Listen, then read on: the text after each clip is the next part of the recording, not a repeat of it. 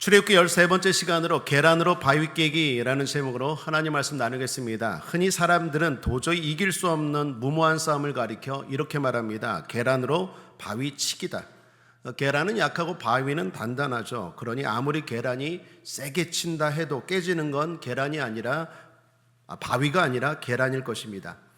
그래서 이 말은 처음부터 승산 없는 싸움, 무모한 싸움을 가리킬 때 사용하는 말입니다. 계란으로 바위 치기다. 19세기 나폴레옹이 러시아를 침공했을 때가 그랬습니다. 나폴레옹이 유럽을 뒤흔든 강력한 군사 지도자였죠. 그런데 좀 교만했던 것 같아요. 자기 군대를 믿고 러시아까지 진격했습니다. 많은 사람들이 계란으로 바위치기다, 무모한 전쟁이다, 승산 없는 싸움이다 라고 했는데 교만하면 남의 소리가 들리지 않죠. 나폴레옹이 그랬던 것 같습니다. 자신의 힘을 믿고 전진했지만 결국 어떻게 되었습니까? 러시아의 광대한 땅, 매서운 겨울 추위, 그리고 배고픔이라는 거대한 벽 앞에 나폴레옹은 무릎 꿇고 말았습니다. 그 싸움은 원래부터 계란으로 바위치기였습니다. 오늘 본문에 등장하는 모세와 아론의 처지가 딱 이와 같습니다. 그들 앞에 지금 세계 최강대국 애굽이 있습니다. 그리고 그 애굽의 절대 권력자 바로 왕이 있습니다. 바로 왕은 단순한 당시 정치 지도자가 아닙니다. 바로 왕은 신입니다. 사람들이 신으로 여겼습니다. 그의 말 한마디에 백성이 죽기도 하고 살기도 했습니다. 그런 바로 앞에 선 사람이 누구입니까? 모세와 아론입니다. 특별히 오늘 성경 7절을 보십시오. 그들이 바로에게 말할 때에 모세는 80세이었고 아론은 몇 살? 83세였더라. 그러니까 아론이 3살 많아요. 형이에요. 굳이 여기서 왜 나이를 말할까요? 안 된다는 거예요. 이게 노인들이라는 거예요. 그러니까 이게 완전 계란으로 바위치기죠. 나이만이 아닙니다. 그들에게 무기가 있습니까? 군대가 있습니까? 심지어 사람들의 후원과 지지도 없죠. 원망했잖아요. 가진 거라고는 고작 말은 지팡이가 전부였습니다. 인간적인 눈으로 보면 이 싸움은 시작해서는 안 되는 싸움입니다. 무리한 싸움입니다.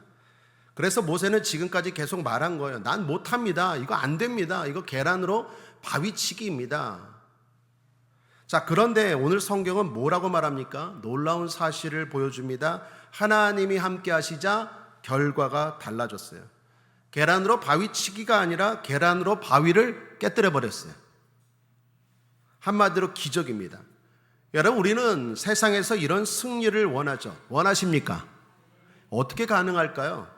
오늘 성경을 통해서 몇 가지를 살펴보고 결론은 여러분 승리하시기를, 기적을 경험하시기를, 주님과 동행하시기를 주님의 이름으로 축복합니다.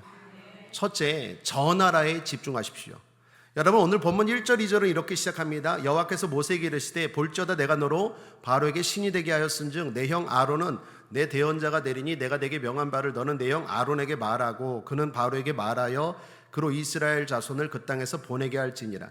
하나님이 모세에게 지시한 것이 무엇입니까? 말하고 말하라.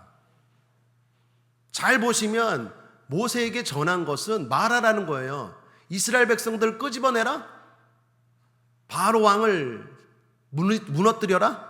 바로의 군대를 깨부셔라? 아닙니다. 하나님이 모세에게 정확한 명령이 뭡니까? 하라고 한 게 뭐예요? 말하라. 말만 해. 말만 해. 근데 그것도 모세가 못하겠다고 하니까 뭐라 그럽니까? 형 아론을 붙여줘서 그럼 형 아론에게 말해. 그리고 아론이 바로에게 말해. 모세는 지금 못한다고 말해요. 왜 못한다고 말합니까? 핵심을 몰라서 그래요. 자신이 해야 할 일과 하나님이 하실 일을 구분하지 못하기 때문이에요. 아마도 모세는 이렇게 생각할 것 같아요. 내가 바로를 어떻게 설득하지? 내가 바로의 마음을 어떻게 바꿀 수 있지? 내가 애굽을 어떻게 이겨? 내가 바로 왕을 어떻게 이겨? 누가 이기라고 했습니까? 내가 이스라엘 백성들을 어떻게 끄집어내? 누가 끄집어내라고 했습니까? 다시 보십시오. 정확하게 하나님은 뭐 하라고 말합니까? 말하라. 말만 해라. 말만. 그러면 나머지는 누가 하십니까? 하나님이 하시는 거예요. 여러분, 이게 쓰임받는 비결, 승리하는 신앙의 핵심입니다. 우리가 할 일만 하면 나머지는 하나님이 하세요. 그리고 하나님은 우리가 할 수 없는 일을 시키지 않아요. 하나님은 모세를 잘 아십니다. 모세가 말 못하는 것 하나님이 아실까요? 모를까요? 아세요. 모세보다 모세를 더 잘 아시는 분이 하나님이에요. 그의 약점이 뭔지, 두려움과 상처가 뭔지 다 알아요. 그럼에도 불구하고 지금 모세를 세우시는 거예요. 왜? 넌 말만 해. 내가 다 알아. 네 약점 뭔지. 그것만 해. 다른 거 신경 쓰지 마. 그건 내가 할게. 그러면 바로에게 신이 되게 하겠대요. 여러분, 바로에게 신이 된다라는 것은 뭐 바로가 그 사람을 섬긴다 그런 게 아니라 바로에게 네가 하나님과 같은 존재가 되게 하겠다라는 것입니다. 사랑하는 여러분, 우리도 마찬가지입니다. 주님이 우리에게 요구하는 건 전하라는 것입니다. 복음을 말하라. 우리가 사람을 변화시키는 거 아니에요. 우리가 자녀를 변화시키고 우리가 가족을 변화시키는 게 아닙니다. 말씀이 사람을 변화시킵니다. 주님이 사람을 변화시킵니다. 우리가 하는 건 단지 전할 뿐이에요. 그 일에 순종하면 신이 됩니다. 하나님이 함께하는 존재가 됩니다. 그래서 고린도전서 3장 6절에서 바울은 말하죠. 나는 심었고 아볼로는 물을 주었으되 오직 하나님은 자라나게 하셨나니. 여기 바울의 지혜가 무엇입니까? 자신이 할 일, 다른 사람이 할 일, 하나님이 하실 일을 잘 분별했어요. 그러므로 우리가 할 일에 집중합시다. 전하라에 집중합시다. 순종하고 전하면 주님이 역사하십니다. 둘째, 모든 상황이 하나님의 손에 있음을 믿으십시오. 3절에서 5절입니다. 내가 바로의 마음을 강팍해 하고 나의 표징과 나의 이적을 애굽 땅에 많이 행하리라마는 바로가 너희를 듣지 아니할 터인즉 내가 내 손을 애굽에 더하여 내 군대 내 백성 이스라엘 자손을 그 땅에서 인도하여 낼지라. 내가 내 손을 애굽 위에 펴서 이스라엘 자손을 그 땅에서 인도하여 낼 때에야 애굽 사람이 나를 여호와인 줄 알리라. 하나님은 모세에게 미리 말씀하십니다. 바로가 너희들 말 듣지 않을 거야. 이 말을 여기만이 아니라 앞에서도 하셨죠. 하나님이 미리 가르쳐 주셨어요. 그런데 참 이상하지 않습니까? 하나님이 보내시는데 바로가 듣지 않는다? 이상합니다. 하나님이 명령하셨는데 현실이 순탄하지 않다? 이상합니다. 여러분, 우리는 보통 반대로 생각하죠. 하나님의 일이니까 모든 일이 평탄할 거야. 하나님이 가라고 하셨으니까 그 길은 순적할 거야. 하나님이 말씀하셨으니까 내가 순종하면 모든 게 잘 풀릴 거야 라고 생각하죠. 그런데 오늘 성경은 아니다라고 말합니다. 하나님이 보내셔도 바로가 거절할 수 있고 하나님이 명령하셔도 현실이 더 안 좋아질 수 있다라는 것입니다. 그러므로 그때 반응이 중요한데 낙심이 아니에요. 실망이 아니라는 것입니다. 이런 태도는 어린아이, 유아기적 신앙입니다. 성숙한 신앙, 승리하는 신앙은 기억해야 돼요. 그것까지도 하나님의 손 안에 있습니다. 3절을 다시 보시면 이렇게 말씀합니다. 내가 바로의 마음을 강팍해 하고 나의 표징과 나의 이적을 애굽 땅에 많이 행하리라마는. 여러분, 이 말을 보면 하나님이 마치 바로의 마음을 강팍하게 한 것처럼 보이죠. 근데 그런 뜻이 아닙니다. 하나님이 바로의 마음을 강팍하게 했다라는 게 아니에요. 하나님이 그냥 내버려 두겠다라는 거예요. 바로가 그냥 내버려 두면 당연히 바로는 강팍한 마음을 품을 것이라는 거예요. 그런데 그런 강팍한 바로의 마음이 하나님의 일을 방해하지 못한다라는 거예요. 오히려 하나님의 일을 더 잘 드러내게 한다라는 거예요. 이는 하나님의 주권을 말합니다. 여러분, 실제로 한번 생각해 보십시오. 다음 시간부터, 다음 주 수요 예배 때부터 본격적으로 하나님의 이제 10가지 재앙이 막 애굽에 임합니다. 왜 10가지 재앙이 임했을까요? 바로가 마음을 강팍하게 했기 때문에. 바로가 그냥 순순히 손 들었으면 10가지 능력을 하나님이 행할 일이 없었어요. 근데 바로가 마음을 강팍해 하니까 오히려 상황과 현실이 안 좋아지니까 하나님이 더 드러나시잖아요. 그러므로 바로가 마음을 강팍해 한 것이 좋은 겁니까? 결과적으로 나쁜 겁니까? 좋은 거죠. 우리의 상황, 우리의 삶 가운데 하나님 말씀에 순종할 때 안 좋은 상황이 벌어지는 것 같지만 그것도 다 하나님의 손 안에 있다라는 거예요. 그러므로 쉽게 낙심하면 안 됩니다. 또한 3절에서 5절을 다시 보시면 두 번이나 반복해서 강조하는 말씀이 있습니다. 그게 무엇입니까? 내가 내 손을 애굽에 더하여, 내가 내 손을 애굽 위에 펴서. 이는 무슨 말입니까? 하나님이 계속 일하고 계신다라는 거예요. 아무리 상황이 안 좋아 보여도 모든 것이 하나님의 손 안에 있고 하나님은 여전히 일하고 계신다. 그러니 낙심하지 말라. 네가 순종하고 갔는데 바로가 말을 안 들어. 순순히 이스라엘 백성들 내주지 않아. 일이 잘 안 풀리는 것 같아. 그러나 낙심하지 말라. 그것도 다 하나님의 손 안에 있다. 결과적으로 그게 다 하나님의 손 안에 있고 결국 그것 때문에 더 결과가 좋아질 것이다라는 거예요. 하나 더 봅시다. 4절도 보십시오. 이스라엘 백성들에 대해서 하나님이 뭐라고 말씀합니까? 내 군대, 내 백성. 여러분 보이십니까? 애굽은 이스라엘 백성들을 뭐라고 생각합니까? 노예라고 생각하죠. 벽돌이나 굽고 때로는 매를 맞고 신음하는 노예로 생각해요. 아마 이스라엘 백성들도 자신을 그렇게 생각했을 거예요. 그런데 하나님은 뭐라고 말씀하십니까? 내 군대래요. 내 백성이래. 여러분 지금 3절에서 5절까지 이걸 다 종합하면 말하는 바가 뭡니까? 모든 상황이 하나님의 손 안에 있다. 네가 생각하는 문제도 하나님의 손 안에 있다. 여전히 하나님은 일하고 계시다. 그리고 하나님이 드러나시는 과정이다. 그러니 결론은 네 뜻대로 되지 않아도 낙심하지 말라. 실망하지 말라. 내가 하나님 앞에 순종하고 갔는데 왜 바로가 저렇게 거절하고 왜 상황이 안 좋아집니까? 하면서 투덜대지 말라. 다 하나님이 알고 계시다. 다 하나님의 손 안에 있다. 사랑하는 여러분, 믿음은 현실을 부정하는 것이 아닙니다. 안 좋은데 좋다? 아닙니다. 여러분 병 들었는데 좋은 겁니까? 안 좋은 겁니까? 안 좋은 거죠. 사고 났는데 좋은 겁니까? 안 좋은 겁니까? 안 좋은 거죠. 믿는 사람들은 뭐 병 걸렸는데 좋습니다 하고 사고 났는데 감사합니다. 아니에요. 안 좋은 거 맞아요. 현실을 부정하라는 게 아니에요. 믿음은 그런 상황 속에서도 여전히 하나님이 일하신다는 걸 믿으라는 거예요. 그래서 결론은 좋게 된다는 거예요. 그 상황은 안 좋지만 결과적으로는 합력하여 선이 되고 좋게 된다는 거예요. 그래서 결국 낙심하지 말라라는 것입니다. 그러므로 사랑하는 여러분 한번 따라 하시겠습니다. 여전히 주님은 나를 위해 일하고 계신다. 한 번 더 따라 하겠습니다. 나는 하나님의 군대, 하나님의 백성이다. 여러분 믿습니까? 그럴 때 계란으로 바위 깨기 같은 그런 말도 안 되는 기적이 일어나는 거예요.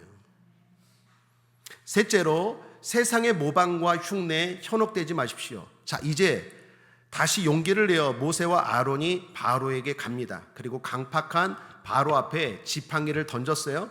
자, 그런데 여기 잘 보시면 누가 던졌습니까? 모세가 던졌습니까? 아론이 던졌습니까? 모세의 지팡이입니까? 아론의 지팡이입니까? 그렇게 그냥 생각 없이 대답하시면 안 돼요. 그러면 이단에 빠지는 거예요. 늘 성경을 이렇게 잘 보시고 대답하셔야 돼요. 자, 9절입니다. 함께 읽겠습니다. 시작. 바로가 너에게 이르기를 너희는 이적을 보이라 하거든 너는 아론에게 명하기를 너의 지팡이를 가져 바로 앞에 던지라 하라. 그것이 뱀이 되리라. 여러분 앞에 모세가 지팡이 한번 던진 적 있죠? 그때는 모세가 던졌습니까? 아론이 던졌습니까? 모세가 던졌어요. 그때 지팡이가 그때도 뭐로 변했습니까? 뱀으로 변했죠. 또 꼬리 잡으라 그랬더니 꼬리 잡았더니 다시 지팡이로 됐죠. 여기는 누가 던진 거예요? 모세가 아론에게 명하고 아론이 던졌어요. 이는 뭘 말할까요? 하나님이 모세에게 동역자 누굴 붙여줬어요? 아론을 붙여줬잖아요. 그 동역자가 이제 영향력을 행사하는 걸 보여주는 거예요. 하나님이 붙여주신 동역자가 실제로 힘을 발휘하기 시작하는 걸 보여주는 거예요. 확실하게 아론이 모세의 대언자로 자리매김했다는 걸 보여주는 거예요. 아마도 이제 모세는 신이 났을 거예요. 그리고 이제 좀 일이 풀려가는구나. 아론에게 말했잖아요. 아론아, 지팡이 던져. 아론이 지팡이를 딱 던졌어요. 물론 형입니다. 아론이 형이에요. 아론아 그러진 않았을 거예요. 형, 지팡이 던져. 그랬더니 형이 지팡이를 딱 던졌어요. 바로가 막 완악하게 강팍하게 하니까 근데 꼭 뱀이 된 거예요.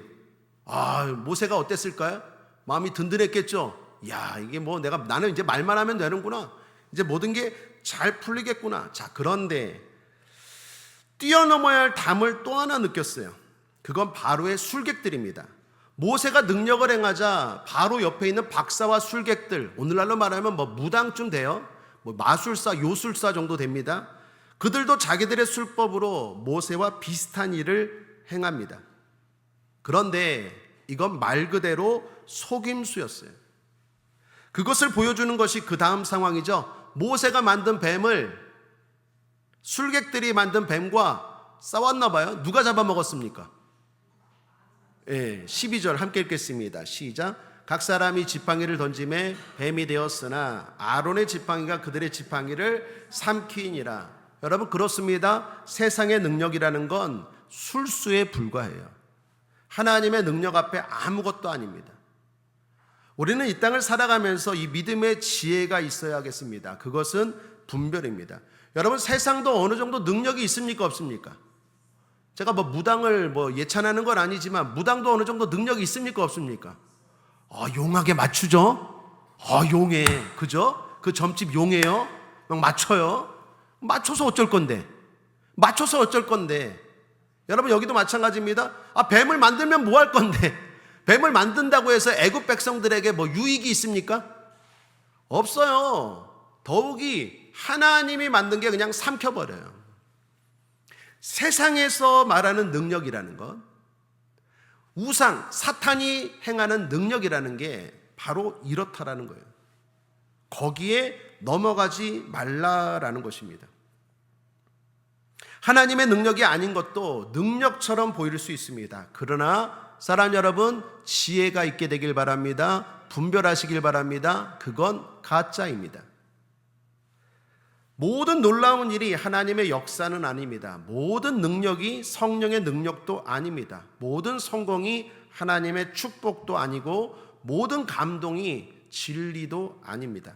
그래서 예수님도 마태복음 24장 24절에서 이렇게 경고하셨죠. 함께 읽겠습니다. 시작. 거짓 그리스도들과 거짓 선자들이 일어나 큰 표적과 기사를 보이어 할 수만 있으면 택하신 자들도 미혹하게 하리라. 거짓된 자들도 큰 표적과 기사를 어떻게 보이어. 그러니까 어느 정도 능력이 있다라는 거예요. 바로의 술객들도요, 10가지 능력을 행할 때 몇 개 처음에는 흉내를 냈어요. 따라한 건 아니라 흉내를 냈다니까요. 그런데 나중에 세 번째 가서는요, 이 바로의 술객들도 손 듭니다. 이건 못합니다. 이건 진짜 하나님입니다. 그러므로 사랑하는 여러분, 오늘 우리에게 이 주시는 말씀의 메시지가 뭡니까? 흔들리지 마십시오. 특별히 이단과 사입이 마지막 때가 될수록 여러분을 미혹하는 모든 것들에 흔들리지 마십시오. 거기가 용하대요. 거기에 능력이 있는데요. 그래서 어쩌라고요? 그 하나님 앞에서 아무것도 아니에요. 그 맞추면 뭐 할 건데? 진짜 우리의 삶을 바꿔야 되고, 우리의 삶을 더 좋게 해야 되고, 더 복되게 하고 행복하게 해야 되는 것, 그건 하나님만이 하실 수 있는 줄 믿습니다. 자, 신앙 고백합니다. 가슴 위에 손을 얹고 따라하겠습니다. 주밖에 나에게는 없습니다. 주만 의지합니다. 여러분, 맞습니까? 흔들리지 마십시오. 그 누가 무엇을 보여줘도 그 어쩌라고 할 수 있어요. 그러나 내 인생을 진정으로 행복하게 하고 잘되게 하고 복되게 하실 분은 오직 주님이십니다. 영혼이 잘된 것 같이 범사가 형통하고 강건하게 하실 분, 전인적인 축복을 주실 수 있는 분은 주님밖에 없습니다. 오늘도 앞으로도 영원토록 내 삶을 좋아지게 하실 분은 예수밖에 없어요. 그런 미혹들에 자꾸 귀 기울이지 말고, 속지 말고, 넘어가지 말고, 오직 주님밖에 없습니다 라고 나아가는 저 여러분 되시기를 거듭 주님의 이름으로 축복합니다. 요즘도 내가 예수라고 자칭 예수 호소인, 재림 예수 호소인이 우리나라에 50여 명이나 있대요. 거기에 속아 넘어간 사람들이 또 얼마나 많습니까? 할 수만 있으면 택한 자들도 미혹하리라. 주님 분명히 말씀하셨어요. 거기에 속지 말고 날마다 승리하는 저와 여러분 되시기를 주님의 이름으로 거듭 축복합니다. 마지막 넷째입니다. 하나님이 들어야 함을 잊지 마십시오. 5절입니다. 끝으로 함께 읽겠습니다. 시작. 내가 내 손을 애굽 위에 펴서 이스라엘 자손을 그 땅에서 인도하여 낼 때에야 애굽 사람이 나를 여호와인 줄 알리라 하시며. 여러분, 이 말씀은 출애굽의 중요한 목적을 보여줍니다. 하나님은 이스라엘을 애굽에서 건져내실 것입니다. 노예인 이스라엘 백성들을 자유하게 하실 것입니다. 그런데 하나님의 목적은 거기서 끝나지 않아요. 하나님은 말씀하십니다. 애굽 사람도 나를 여호와인 줄 알리라. 하나님은 애굽 사람까지도 하나님을 알기를 원하십니다. 그게 목적입니다. 이건 모든 성도의 목적이기도 합니다. 이 목적 잊지 말아야 합니다. 이 말은 모세의 능력이 드러나는 것이 중요한 게 아니에요. 아론의 말 잘하는 게 드러나는 것도 아니에요. 하나님이 드러나야 하는 거예요. 하나님이 누구신지를 알게 하시는 것, 그게 중요한 거예요. 그럴 때 하나님은 역사하십니다. 여러분, 다윗이 골리앗을 이길 때도 그랬죠. 누가 봐도 계란으로 바위치기 아닙니까? 그런데 계란인 목동 다윗이 바위인 거인 골리앗을 물리쳤죠. 깨뜨려 버렸어요. 하나님이 도와주셨기 때문에 승리한 겁니다. 그럼 왜 하나님이 도와주셨을까요? 다윗을? 다윗이 싸우는 목적이 분명했기 때문이에요. 다윗이 골리앗과 싸울 때 다윗 자신이 드러나길 원했습니까? 하나님이 드러나길 원했습니까? 하나님이 드러나길 원했어요. 다윗이 한 말을 보십시오. 사무엘상 17장 45, 47절에 다윗이 블레셋 사람에게 이르되 너는 칼과 잔창으로 내게 오거니와 나는 만군의 여호와의 이름 곧 내가 모욕하는 이스라엘 군대 하나님의 이름으로 내게 가노라. 오늘 여호와께서 너를 내 손에 붙이시리니 내가 너를 쳐서 내 머리를 베고 블레셋 군대의 시체로 오늘날 공중의 새와 땅의 들짐승에 주어 온 땅으로 이스라엘에 하나님이 계신 줄 알게 하겠고 또 여호와의 구원하심이 칼과 창에 있지 아님을 이 무리로 알게 하리라. 따라하겠습니다. 알게 하겠고 알게 하리라. 누구를? 나를? 나 건드렸다가는 내가 얼마나 대단한 존재인지 너 알게 하겠다예요? 아니면 하나님을? 하나님을 알게 하겠다고 하니까 하나님이 도와주시는 거예요. 여러분의 사업장이, 여러분의 학업이, 여러분의 직장이, 여러분의 삶이 하나님을 알게 하는 것이 목적이 되길 바랍니다. 그러면 말도 안 되는 일이 일어납니다. 계란으로 바위 깹니다. 기적이 일어납니다. 그런데 우리는 어느 순간 하나님을 드러내는 것이 아니라 나를 드러내려고 해요. 그러니까 하나님이 안 도와주시는 거예요. 계란으로 바위 깨기가 아니라 계란으로 바위 치기가 되는 거예요. 하나님의 일을 한다고 하면서도 내 힘을 자랑하고 내 공로를 자랑하고 내가 드러나길 원해요. 그러면 하나님은 역사하지 않는다니까요. 나는 뒤로 가고 나는 죽고 하나님이 드러나야 돼요. 세례 요한처럼 나는 망하고 예수는 흥하고 그렇게 삶을 살아갈 때 그 목적을 분명히 할 때 하나님이 도와주시고 뿐만 아니라 하나님이 우리까지도 높여주실 줄 믿습니다. 다윗이 하나님을 알게 하겠다고 했지만 결국 다윗도 유명해졌잖아요. 왕까지 됐잖아요. 근데 그 목적을 자꾸 분명히 해야 돼요. 어느 순간 보면 그 목적이 잘못돼요. 하나님이 온데간데 없고 나만 남아요. 내 평안, 내 업적, 내 이름, 내 형통. 그럴 때는 하나님이 역사하지 않는다라는 것입니다. 사랑하는 여러분, 우리의 목적이 하나님을 드러내는 것 되길 바랍니다. 모든 사람들이 우리가 아니라 하나님을 보고 알게 하는 것, 그 목적이 분명할 때 계란으로 바위를 깨는 기적이 있을 것입니다. 무엇보다 그 기적을 경험하고 나서 타락하지 않을 겁니다. 최근 잘 나가던 스타벅스가 큰 위기를 맞고 있습니다. 물론 우리나라에서 일입니다. 1999년 이화여대 앞에서 1호점으로 시작한 스타벅스 코리아입니다. 그런데 지금은 전국에 2,000개가 넘는 매장이 있다고 합니다. 우리 영종도에도 있죠. 매장 수 기준으로 세계 4위입니다. 그러니까 미국, 중국에 이어 스타벅스가 제일 많은 나라가 우리나라입니다. 그러니까 엄청나게 커피를 그냥 마시는 거죠. 특별히 그 비싼 커피를. 그렇게 잘 나가던 사업장이 어려워졌어요. 이유는 여러분 잘 알다시피 목적과 분별이 잘못되었기 때문입니다. 기업의 목적은 이윤입니다. 그러니까 어떻게 해서든 이익을 내야겠죠. 그럼에도 불구하고 넘지 말아야 할 선이 있어요. 분별의 지혜가 필요합니다. 여러분 5월 18일이라는 날은 우리나라 사람들에게 의미 있는 날이죠. 민주주의와 관련해서 더욱 뜻깊은 날이 5월 18일입니다. 그런데 사람들의 그런 마음을 기업이 헤아리지 못한 거예요. 이윤 추구라는 목적을 위해서 넘지 말아야 할 선을 넘은 거예요. 아직도 조사 중이지만 의도하고 한 건 아니다, 몰랐다. 그런데 그것을 관리하는 거에는 부실이 있었다. 그건 인정을 했어요. 그 기업이 모든 게 이렇게 진행이 되려면 밑에 사람들이 기획하고 윗 사람들이 결제를 해야 되잖아요. 근데 그 결제 과정에서 검토도 안 하고 그냥 도장을 찍고 그런 일이 있었나 봐요. 그래서 그 기업이 다시 체계를 바로 잡는다라고 말합니다. 문제는 사람들이 화가 났어요. 불매 운동을 벌입니다. 오히려 이익을 내고자 하는 기업 입장에서는 엄청난 손해가 됐어요. 심각성을 인정해서 기업 총수가 사과하기도 했습니다. 그런데도 반응은 여전히 부정적입니다. 문제는 미국 본사입니다. 스타벅스는 우리나라 겁니까? 미국 겁니까? 미국 거죠. 우리나라에서는 신세계 그룹의 계열사인 이마트와 계약을 한 거예요. 그래서 우리나라 스타벅스는 이마트가 운영하는 거예요.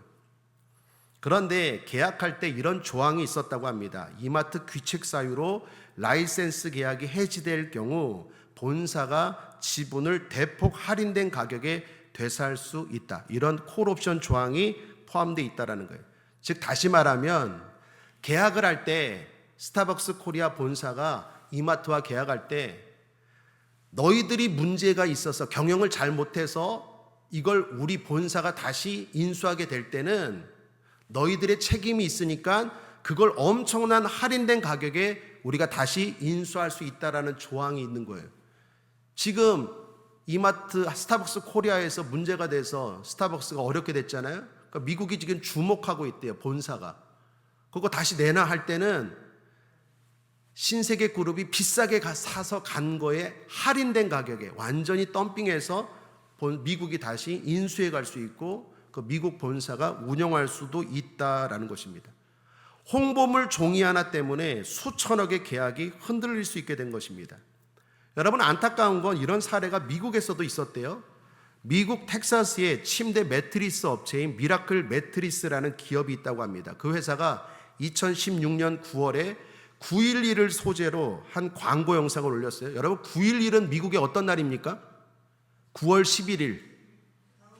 예, 알죠. 비행기가 이게 그날은 미국 사람들에게 엄청난 트라우마가 있는 날인데 침대 매트리스를 파는 그 업체가 트윈타워 세일이라는 이름하에 직원들이 그날 매트리스 더미를 무너뜨리는 장면까지 연출했어요. 이 바보 아닙니까? 기업의 이윤을 위해서. 분별력이 없는 거죠. 민감성이 떨어지는 거고. 미국 소비자들이 최악의 역대 광고라고 분노했습니다. 결국 회사는 매장을 일시 폐쇄하고 공개 사과까지 했습니다.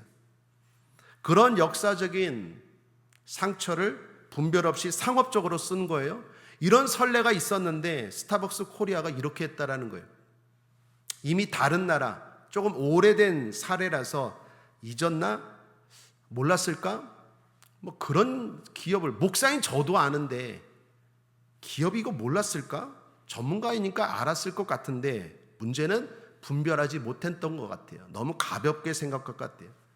사람 여러분, 제가 갑자기 스타벅스 이야기를 하는 건 그 기업을 뭐라 하는 게 아닙니다. 우리 신앙도 이럴 수 있다. 우리의 삶도 이럴 수 있다라고 돌아보자라는 거예요. 우리의 목적이 뭡니까? 하나님의 영광이에요. 하나님을 드러내고 하나님을 나타내는 것이 우리의 목적인 줄 믿습니다. 잘 먹고 잘 사는 게 목적이 아니에요. 그러면 그거는 신앙이 아니라 샤머니즘입니다. 목적은 하나님의 영광이에요. 하나님의 영광이 목적이 될 때 당연히 하나님이 우리의 삶 가운데 이 모든 것을 더하여 주실 줄 믿습니다. 그렇게 한국교회 성도들은 신앙생활을 했어요. 그래서 계란으로 바위를 깨는 엄청난 경험을 하고 엄청난 발전과 풍요와 복을 누린 줄 믿습니다. 그런데 그것이 지금 잘못되었을 때 교회가 힘을 잃고 신앙이 무기력해지는 것을 보고 있습니다. 우리는 이미 유럽 교회와 미국 교회가 그런 사례를 통해서 이미 알고 있습니다. 지금 한국 교회와 또 우리의 신앙은 어떻습니까? 하나님의 영광이 진짜 목적입니까? 진짜 목적이기를 바랍니다. 그럴 때 우리는 다시 옛날처럼 한강의 기적, 말도 안 되는 놀라운 기적, 계란으로 바위를 치는 게 아니라 깨는 그러한 기적을 경험하게 될 것이요, 더 중요한 건 그런 자리에서 한순간에 타락으로 무너지지 않을 줄 믿습니다. 여러분의 삶의 목적을 다시 한번 분명히 하십시오. 하나님이 드러나는 것, 하나님을 알게 하겠다고 공부하고 일하고 사업하고 살아갈 때 하나님은 저와 여러분이 생각하는 것 이상으로 도와주실 것이고 놀라운 승리를 주실 줄 믿습니다.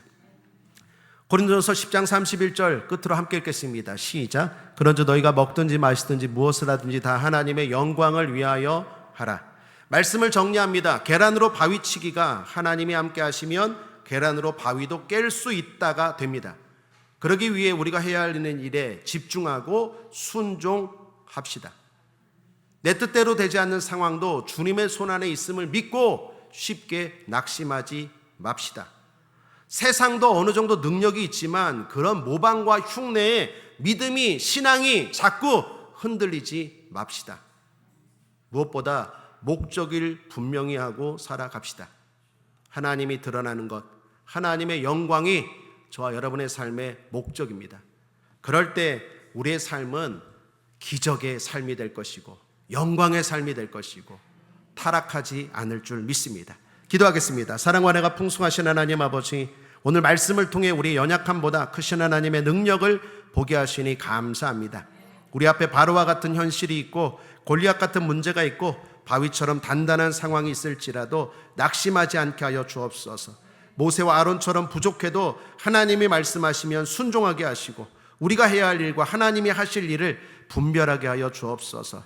우리는 사람을 변화시킬 수 없고 현실을 마음대로 움직일 수 없고 바위를 깰 능력도 없지만 하나님께서 우리를 붙드시면 계란 같은 인생도 바위를 깨뜨리는 도구가 될 줄 믿습니다. 주님, 모든 상황이 하나님의 손안에 있음을 믿게 하옵소서. 보이는 현실 때문에 우리 국제아문육의 성도들 낙심하지 않게 하여 주시고 들리는 말 때문에 흔들리지 않게 하시며 여전히 우리를 위해 일하시는 하나님의 손을 바라보게 하여 주옵소서. 또한 세상의 모방과 흉내에 현혹되지 않게 하여 주옵소서. 가짜 능력과 거짓 성공에 마음을 빼앗기지 않게 하시고 오직 하나님의 말씀과 복음의 능력을 붙드는 믿음의 사람이 되게 하여 주옵소서. 무엇보다 우리의 삶을 통해 하나님이 드러나길 원합니다. 우리의 이름이 아니라 하나님의 이름이 높아지게 하시고 우리의 능력이 아니라 하나님의 능력이 나타나게 하시며 우리의 성공이 아니라 하나님의 영광이 목적이 되길 원합니다. 먹든지 마시든지 무엇을 하든지 다 하나님의 영광을 위하여 사는 우리 국제아문육의 모든 성도들 되게 하여 주시옵소서. 그래서 기적의 주인공, 승리의 주인공, 계속해서 주인공, 계속해서 승리의 삶 살게 하여 주시옵소서. 이 모든 말씀 우리의 전부 되신 예수님의 이름으로 축복하고 기도드렸습니다. 아멘.